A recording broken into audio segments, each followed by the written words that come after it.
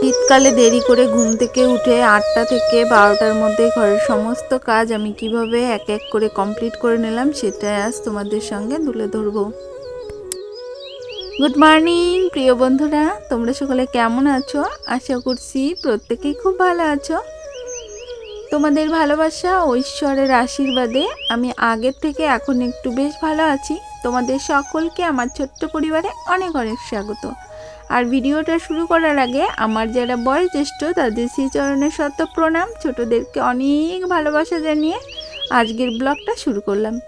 আর এই দেখো, তোমাদের সঙ্গে কথা বলতে বলতে কিন্তু অনেকগুলো কাজে আমি সেরে নিয়েছি। আজ কিন্তু আমি ঘুম থেকে 8টায় উঠেছি। আর 8টায় উঠেছি কেন বলো তো? 8টায় ঘুম থেকে উঠেছি যেহেতু আজকে সানডে, রবিবার। আর রবিবার মানে জানোই তো, বরেরও ডিউটি নেই আর ছেলেরও স্কুল নেই।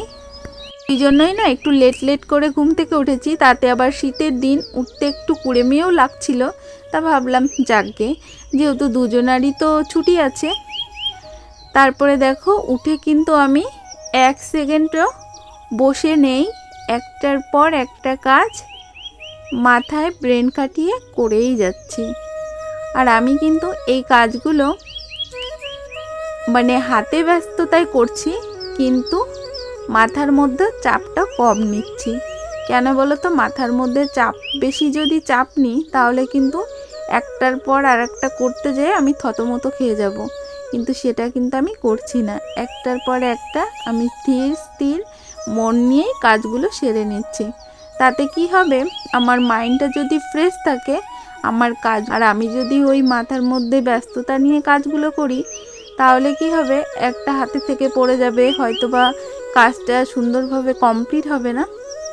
ওই জন্য আগেই আমি ভেবেছি যে আমার একটু দেরি হয়ে গেছে, আমার কিন্তু একটার পর একটা কাজ স্টেপ বাই স্টেপ করতে হবে। তা সেই মতোই আমি কিন্তু প্রত্যেকটা। তারপরে এই দেখো, জামা কাপড়গুলো ভিজিয়ে রেখে মুরগিটাকেও ছেড়ে দিলাম। তারপরে এই যে জামা কাপড়গুলোকেও কেচে নিচ্ছে। আর জামা কাপড়গুলো একটু ভিজে গেছে, আর দেখবে ভিজে গেলে জামা কাপড়ের ময়লাগুলো তাড়াতাড়ি বেরিয়ে যায়।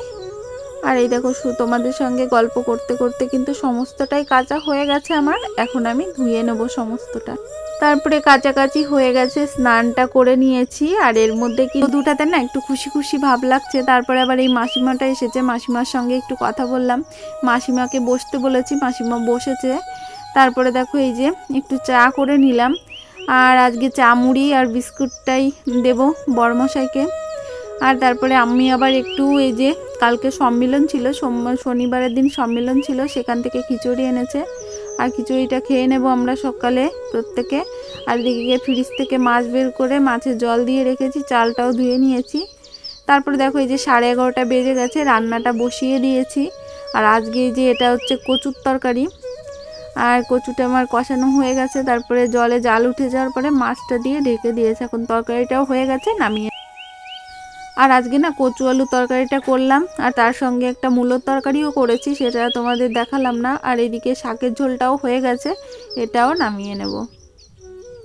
আর ভাতও আমার হয়ে গেছে, ভাতেরও মার গেলে নিয়েছি, আমার হয়ে গেছে। শাক দিয়ে মাছটা আমার হয়ে গেছে, নামিয়ে নিলাম। আর ওদের প্রত্যেককে খেতেও দিয়ে দেব। তাই বন্ধুরা, এই ভিডিওটা এই পর্যন্ত। তোমাদের আমার ভিডিওটা কেমন লেগেছে অবশ্যই কমেন্ট করে জানিও। আর যদি আমার ভিডিওর কোথাও একটুও ভালো লাগে অবশ্যই ভিডিওটা একটা লাইক করো। আর যারা এখনও চ্যানেলটিকে সাবস্ক্রাইব করোনি প্লিজ চ্যানেলটিকে সাবস্ক্রাইব করো। আর যারা অলরেডি চ্যানেলটিকে সাবস্ক্রাইব করেছো তোমাদের সকলকে অসংখ্য অসংখ্য ধন্যবাদ। প্রত্যেকে এইভাবে আমার পাশে থেকো। আর এখন তো দুপুর 12টার একটু বেশি বেজে গেছে। আর এই দেখো, ছেলেকে খেতে বসিয়ে দিয়েছি। এখন ছেলে আমার